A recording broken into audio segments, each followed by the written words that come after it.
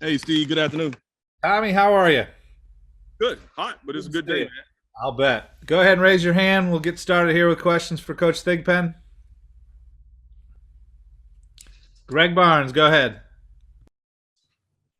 Hey, Coach. Just wanted to ask primarily about Jeremiah Gilmour, kind of what he's meant to your position group room and how he's served as a leader for the squad this offseason.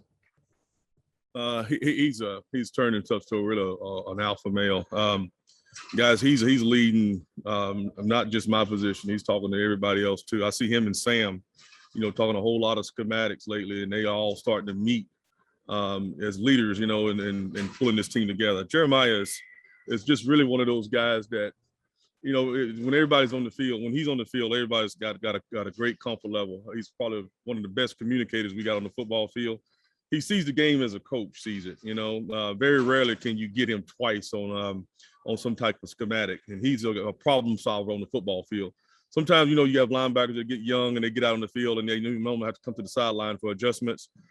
Jeremiah is a guy on the football field that can make adjustments and see where if a three technique got reached or if a shade got doubled and knocked back, he can fix those issues on the football field. So for the young guys, it's been a really good blessing, and it's been really good for guys like Cedric Gray, older linebackers that's really looking at him to step up their games. And he sets a precedent, and guys are starting to try to live up to his standard.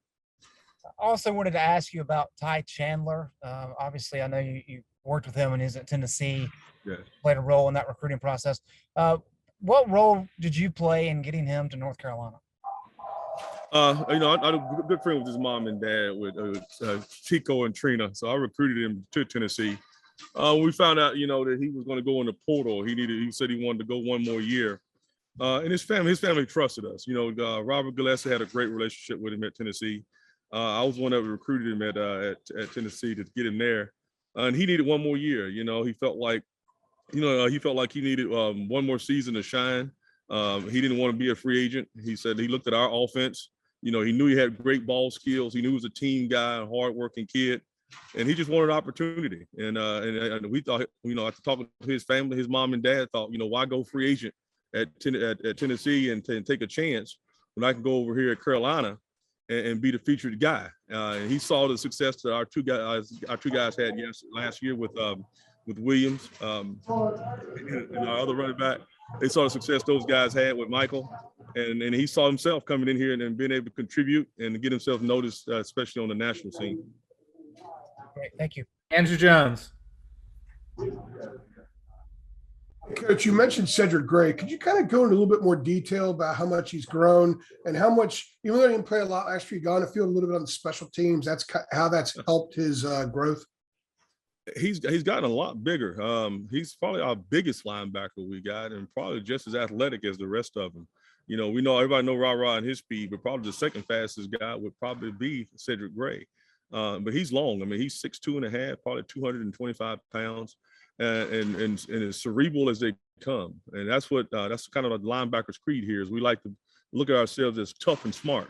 And I tell you, he's the one guy on the football field that's probably one of the more valuable guys for us, just because he can play that Mike position and do all the communication.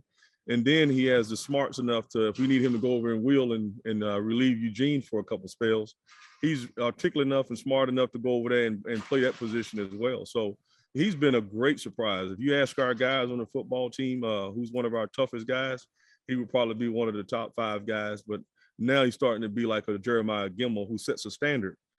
He's starting to be that same kind of guy and that communicator where he can get guys lined up, and he also has that commanding force.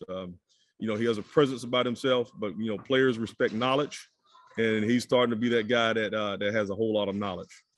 And looking at Power and RaRa, what couple of things totally jump out to you about them? And also, how far away are they from getting on the field in a meaningful situation? It's their humbleness. I mean, both of them were highly recruited.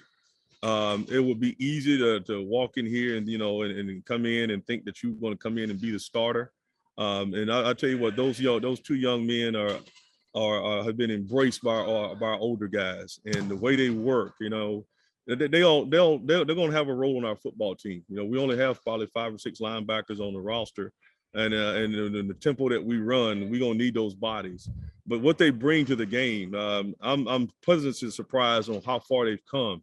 And you wouldn't know that they were true freshmen just based off of all the stuff that we do on defense. They don't miss a beat. And I just love their attitude. I mean, both of them can play. Both of them are really physical. Both of them are really fast.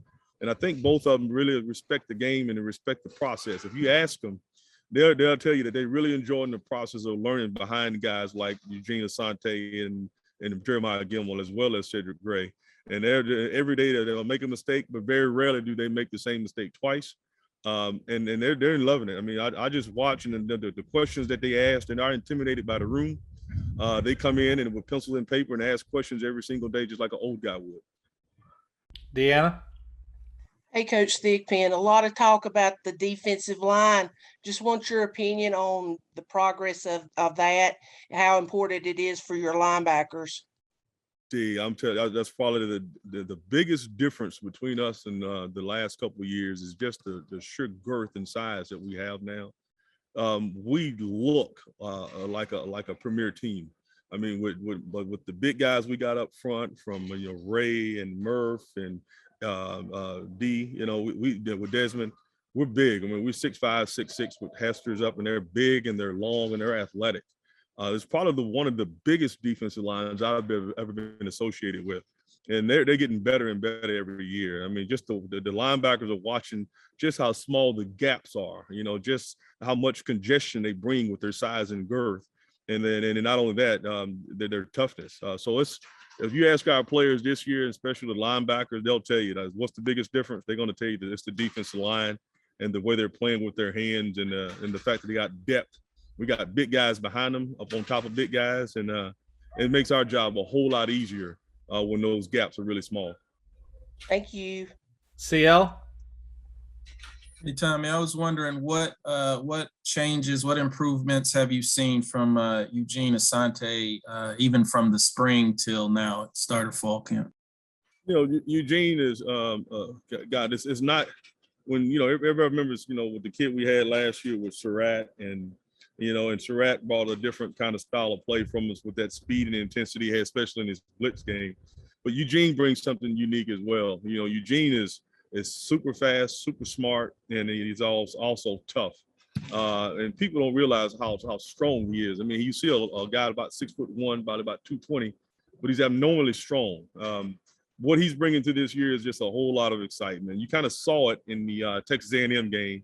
He had 13, 14 tackles, and that's probably was just an average game for Eugene. If you ask him, he probably could have had 18, 19 tackles and probably 1 or 2 sacks in that game if you go back and ask him. But just watching the way he progressed since that game at Texas A&M from the spring until now, it's like 2 different players. So what we saw in the spring and what we saw at that last game, it's giving me something to look forward to because he can be premier. Eugene can do anything he wants to do. He can cover receivers. He's a mismatch on a running back. He's strong on the offensive line. He's sideline to sideline, and he's in great physical shape. So his best football, I mean, this year can be a great year for him if he really puts his heart and mind to it. I look forward to watching him play this season. And you mentioned a couple of the young guys. What opportunities do you think that they'll have to actually get in the rotation? Are you working them into, with the thought of looking ahead in their future, or is it the veteran guys are still gonna, have the bulk of the reps? No, we're gonna. They're so talented, Brown. We got to put them out there. We just gotta, suck it up and stick them out there and let them play. Because the worst thing that could happen is, Jeremiah or Asante get hurt, and then they got to go out there and take all the reps. So we might as well just go ahead and get used to putting them out there in a couple of series and just go with it. I mean, they're talented enough to get on the football field, and they're knowledgeable enough to go out there where we won't panic and feel like there's a big drop off. They're good enough. So we just got to find a way to get them on, a couple of different series in the game. Hopefully this will be a great year where we can get them in the game with some games, especially if we're winning by some, we put them in the game in a couple of series in a row. But we got to put them out there. We only got 5 or 6 of them. So the more that we can put them guys out there, and the less we can put the wear and tear on Jeremiah and Asante, the better in the long duration for our football team. Last one or two for Tommy. Greg Hall. With these last few days that you guys have had pads on, I was just curious, has anyone stood out and kind of made that extra jump now that are fully kitted rather than just in helmets and jerseys? Are you talking about overall defense? Or you Yes, talking sir. about Just overall defense. overall, the guy that just keeps capturing my attention is Desmond Evans.